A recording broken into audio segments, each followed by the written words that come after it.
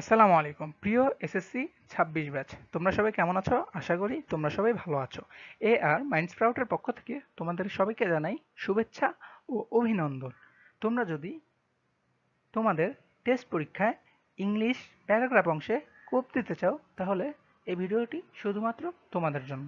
কেননা আমি আজকে এমন একটি প্যারাগ্রাফ তোমাদেরকে পড়াবো যা খুবই গুরুত্বপূর্ণ এবং সবসময় সকল বোর্ডেই এসে থাকে। চলো বন্ধুরা, তাহলে শুরু করা যাক।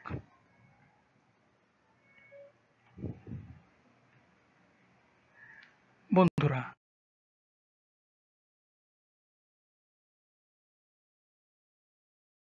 আজকে যে গুরুত্বপূর্ণ টপিকটি আমি আলোচনা করব সেটি হচ্ছে ইংলিশের প্যারাগ্রাফ অংশের লোডশেডিং প্যারাগ্রাফ, যা English first and second paper উভয় পেপারের জন্যই খুবই গুরুত্বপূর্ণ, কেননা এটি সবসময় সকল বোর্ডে এসে থাকে।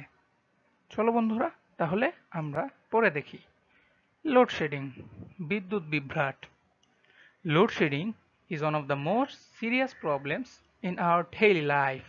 It means the suspension of electricity supply for a certain time. In our country, load shedding occurs mainly because of the shortage of electricity production compared to high demand. When load shedding happens, our normal activities come to a standstill. Students cannot continue their studies properly, especially at night. In summer, people suffer a lot because of heat and mosquitoes. Factories and mills stop working, which causes great harm to production and the economy.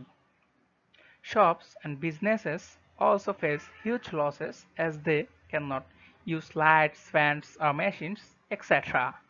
Sometimes hospitals also suffer greatly, and patients' lives may even be at risk if there is no electricity backup.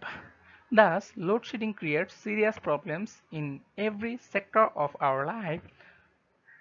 To solve these problems, the government should produce more electricity, stop system loss, and encourage people to use electricity carefully. If proper steps are taken, we can get relief from this problem in the future. তো বন্ধুরা, কেমন লাগলো বিদ্যুৎ বিভ্রাট বা load shedding প্যারাগ্রাফটি?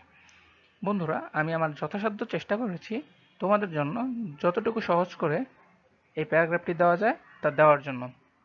বন্ধুরা, তোমাদের যদি এই প্যারাগ্রাফের ভিডিওটি ভালো লেগে থাকে এবং এরকম আর মজার মজার নতুন নতুন ভিডিও পেতে চাও, তাহলে এই চ্যানেলটাকে সাবস্ক্রাইব করে দাও এবং পাশে থাকা বেল আইকনে ক্লিক করে দাও।